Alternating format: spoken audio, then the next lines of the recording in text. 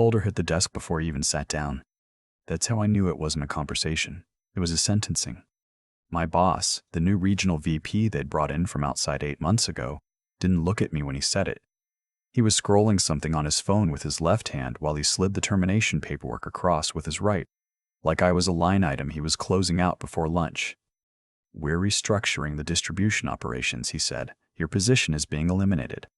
I'd spent 19 years building that distribution network, 19 years driving up and down the I-70 corridor, negotiating contracts with regional carriers, setting up the cold chain logistics system that kept our perishable accounts from walking out the door. I was the guy who flew to Columbus on a Tuesday in February in a blizzard because our third-party carrier dropped the ball and a hospital system needed a delivery by 6 a.m.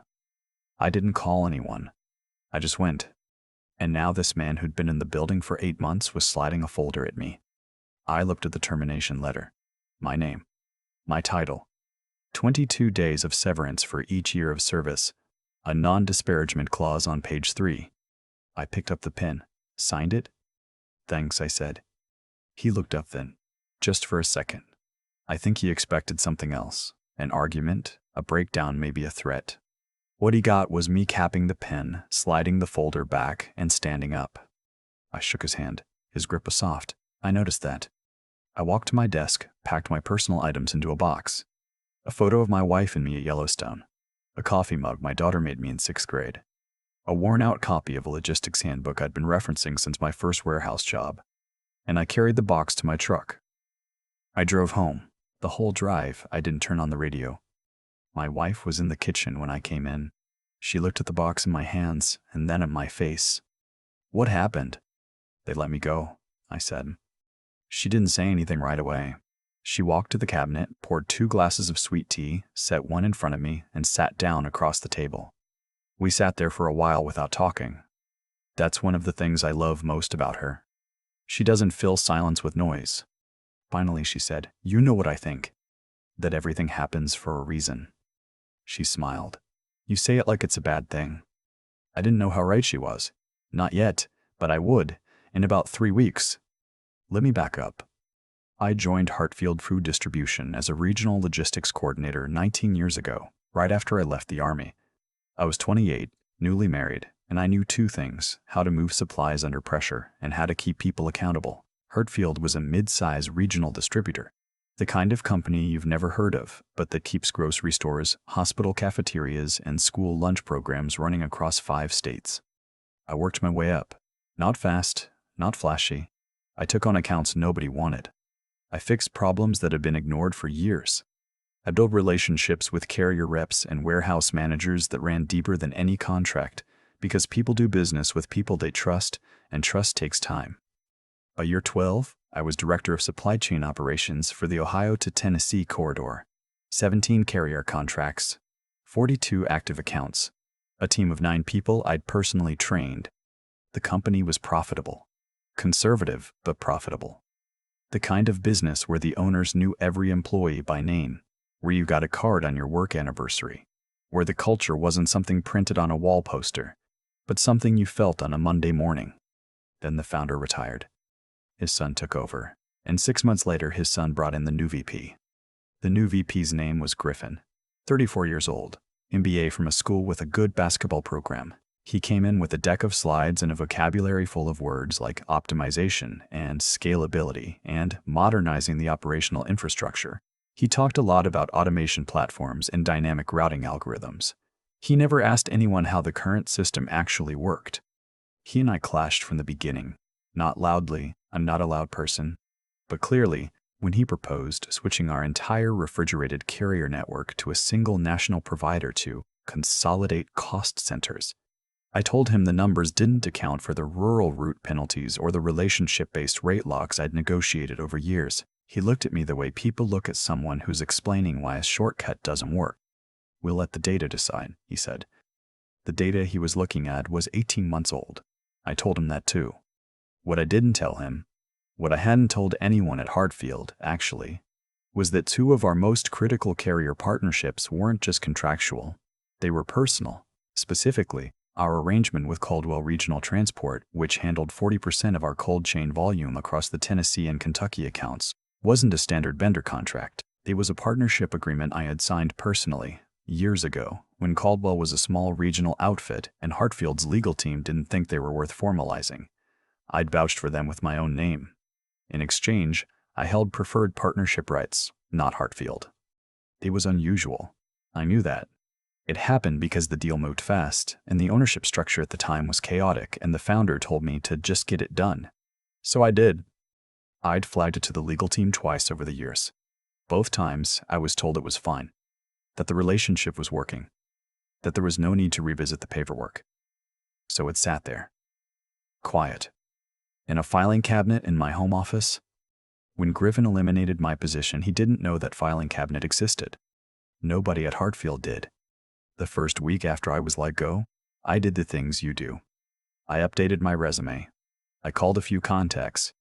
I took my wife to dinner on a Wednesday because we hadn't done that in a while. I cleaned out the garage. I slept 8 hours a night for the first time in maybe 6 years. On day 9, I got a text from a guy named Sproul, Phil Sproul, my former logistics coordinator, one of the 9 people on my team. He was still inside. He texted me, "You see the email that went out?" I told him I didn't have access anymore. He called me instead, talked quietly like he was standing in a stairwell. Griffin had announced the carrier consolidation.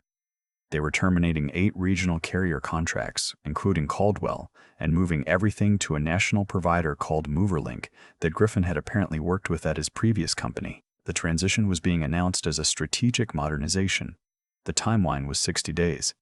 The Caldwell people called me the next morning. I'd known the owner for 11 years. We'd done business through 2 recessions, a pandemic, and a stretch in 2019 when a flood closed the only viable access road to 3 of his Tennessee depots, and we rerouted everything manually over a weekend. He didn't call me with anger. He called me with a question. "What do you want to do?" he said. I sat with that question for about 2 days. I pulled the partnership agreement out of the filing cabinet and read it again, slowly. I had my brother-in-law, who is an attorney, though not in contract law, look it over. He said I needed a real contracts lawyer. I called one. She read it the same day I sent it. She called me back that evening. "This is enforceable," she said. "And if Hartfield terminates the Caldwell relationship without going through you, they're in breach of an agreement they may not even know they're party to." "They don't know," I said. There was a pause. "That's going to be an interesting conversation," she said. I didn't call Hartfield. I didn't warn Griffin. I want to be clear about something because I know what this sounds like. I wasn't sitting in my garage plotting revenge. I wasn't angry in some cinematic, clenched jaw way. What I was, honestly, was methodical. The same way I'd always been. A problem had appeared. I was assessing my options. And the option that made the most sense, financially, legally, professionally, was not to fight with Hartfield over a paperwork technicality. It was to move forward. Caldwell's owner and I had a longer conversation about what the business could look like if it wasn't tied to a single regional distributor, about the fact that there were 2 other mid-sized distributors operating in our same geography who had been trying to break into the hospital and institutional accounts for years but didn't have the carrier relationships to do it. One of those companies was Meridian Supply Group. They'd been operating in Indiana and Western Kentucky, solid company, family-owned, looking to expand east. I knew their VP of operations. We'd crossed paths at an industry conference 3 years earlier. Good people. Serious about the business. I called him on a Tuesday morning sitting at my kitchen table with a cup of coffee and the Caldwell agreement in front of me. "I have something you might want to look at," I said. We met in person 2 days later. I want to be honest about what I brought to that meeting. It wasn't just the Caldwell agreement, it was 19 years of institutional knowledge. The real operating costs on every route I'd ever managed, the names and direct lines of every warehouse manager, every receiving coordinator, every accounts payable contact across 42 active accounts. I knew which accounts paid early and which ones stretched to 90 days. I knew which carrier could actually make a 5 a.m. hospital delivery in January in Eastern Tennessee, and which ones would call you at 4:45 to say they couldn't. That knowledge doesn't live in a database. It lives in the person who did the work. I also brought a proposal. A 3-party structure, Meridian as the primary distributor, Caldwell as the anchor carrier partner, and me as an operational consultant with an equity stake in the new corridor business. My attorney had drafted a preliminary term sheet. It was clean. It was fair. The VP of operations read it twice. Then he called someone else into the room. I assumed it was the owner's son who ran the company day to day. They stepped out for about 20 minutes. When they came back, they didn't negotiate. They asked me what I needed to make it work. We signed the framework agreement 11 days after I'd been walked out of Hartfield with a cardboard box. Now here's what was happening at Hartfield during those 11 days. I know this because Phil kept texting me, not because I asked him to. I want to be clear about that. I never asked anyone still inside to share information with me. But Phil had been with me for 7 years and he was scared and he needed someone to talk to. The MoverLink transition was already in trouble. The national carrier had quoted rates based on consolidated volume. But when Hartfield's operations team started mapping the actual routes, the rural penalties were exactly what I'd warned about. The Tennessee accounts, especially the hospital system we'd held for 12 years, required pickups from depots that MoverLink didn't service. The workaround Griffin's team was proposing added 2 days to the delivery window. The hospital system supply chain manager called Hartfield to express concern. That's the polite version. Phil said the actual call lasted 40 minutes and involved the phrase, "We are reviewing our contract options." That hospital system account was worth about $4.2 million annually. Griffin sent out a company-wide email assuring everyone the transition was on track. He used the phrase, "short-term adjustment period." Phil forwarded me the email. I was sitting on my back porch when I read it, drinking coffee, watching a cardinal sit on the fence. I didn't feel triumphant. I felt tired and a little sad, honestly, because those 9 people on my team, they hadn't done anything wrong. They were going to feel this. I reached out to 3 of them directly over the next week. Not about Hartfield, just to let them know I was building something, and that if things got uncomfortable where they were, there might be a place for them. The formal notice from my attorney arrived at Hartfield's legal department on a Thursday morning, 3.5 weeks after my termination. It wasn't aggressive. It didn't threaten. It simply clarified the existence of the partnership agreement, explained the legal standing of the preferred partnership rights, and noted that the termination of the Caldwell relationship without proper process had put Hartfield in a contractual position they would want to understand before proceeding. It also noted that Caldwell had entered a new preferred partnership arrangement with Meridian Supply Group, effective the following month. I heard secondhand that Griffin got the notice during a meeting and had to excuse himself. The founder's son called Hartfield's outside counsel that same afternoon. The outside counsel apparently needed 48 hours to research the agreement before they could advise on exposure. What they found, I'm told, was not what the company was hoping for. The Caldwell termination process had already been initiated. The preferred rights had already been triggered, and the new Meridian arrangement was already signed. From a pure numbers standpoint, Hartfield lost their anchor carrier for the Tennessee-Kentucky corridor, which meant their MoverLink transition was going to have a much harder time than already projected, which meant the hospital system account was in genuine jeopardy, $4.2 million, plus whatever downstream effects came from the other accounts that relied on that corridor. The restructuring that was supposed to modernize the company was, by that point, looking like something else entirely. My wife found out most of the business details gradually, over dinners and weekend mornings when I'd walk her through where things stood. She wasn't surprised. That's the thing about her. She has a way of seeing forward that I've never fully understood. She just knew. The thing that made her laugh, though, actually laugh out loud, was when I told her that the day the Meridian deal was finalized, I got a phone call from the founder's son. He wasn't calling to argue. He was calling to ask if there was any version of events in which I'd come back. I told him I appreciated the call. I told him I wished the company well. I told him the people on my team were good people and I hoped they'd be taken care of. I did not tell him what I actually thought about the situation. Some things you just keep to yourself. What I will say is this. The morning after that call, I drove out to the Caldwell Depot in Kentucky to walk the new operational setup with the owner. We stood in the loading dock at 6:30 in the morning, drinking bad coffee from a machine in the break room, watching the first Meridian contracted trucks pull in. It wasn't dramatic. There were no cameras. Nobody gave a speech. But that loading dock represented something I'd spent 19 years building. The knowledge, the relationships, the credibility, the understanding of how this specific kind of work actually gets done. And for the first time in 8 months, it was operating in a structure that recognized what it was worth. My consulting agreement with Meridian included an equity stake in the corridor operation.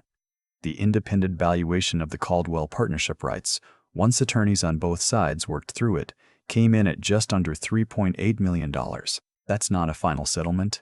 There are still some things being worked through, but that was the number that got put on paper. $3.8 million from a filing cabinet in my home office.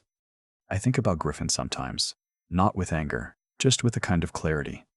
He walked in thinking experience was an obstacle. He looked at 19 years of institutional knowledge and saw a line item that could be eliminated. He looked at relationships that took a decade to build and saw inefficiency. He looked at a system that actually worked and decided what it really needed was disruption. The technology he dismissed as outdated. The carrier network he called redundant. The operational instincts he overrode with a slide deck. Those things didn't disappear when he showed me the door. They just went somewhere else. That's the thing nobody tells you when you've been somewhere long enough. You don't just know the job. You become the infrastructure.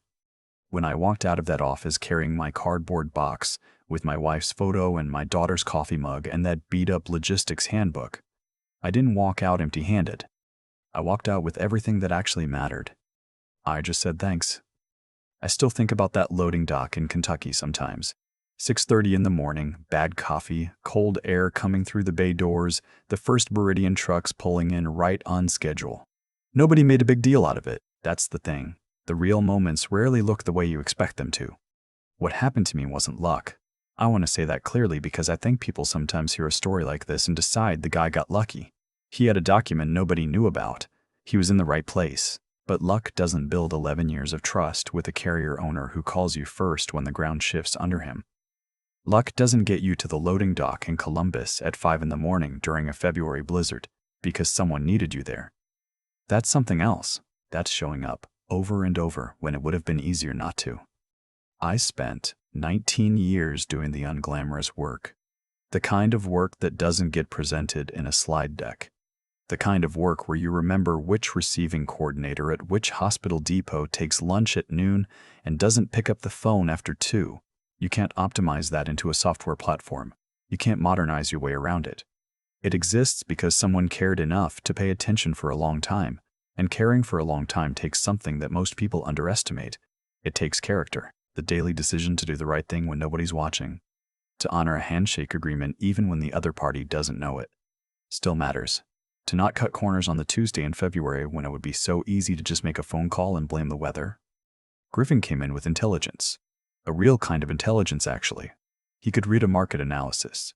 He understood cost structures. But intelligence without wisdom is just a sharper way to make the wrong decision faster. He looked at a system that was working and decided the fact that he didn't understand it meant it was broken. That's the mistake. Knowing how to read data is not the same as knowing how a thing actually works. And when you lead without understanding, you don't just make bad decisions, you make decisions that unravel things people spent years building. What kept me going, through the 9 months of friction with Griffin before he finally showed me the door, wasn't stubbornness. It was something quieter than that. It was the belief that if I kept doing the work correctly, if I kept treating the carriers and the accounts and my own team with honesty, the results would eventually reflect that. Not always in the ways you plan, but somewhere, that belief, that doing the right thing compounds over time the same way interest does. That's what I held on to. And it wasn't naive. It was just patient. I walked out of that office carrying a cardboard box and 19 years of something nobody could put in a severance package. When my wife sat across the kitchen table from me and said what she always says, everything happens for a reason. I didn't argue with her. I just didn't know the reason yet. Sometimes you do the work, you hold the line, you stay patient, and the filing cabinet in your home office turns out to hold more than paperwork. It holds everything you built.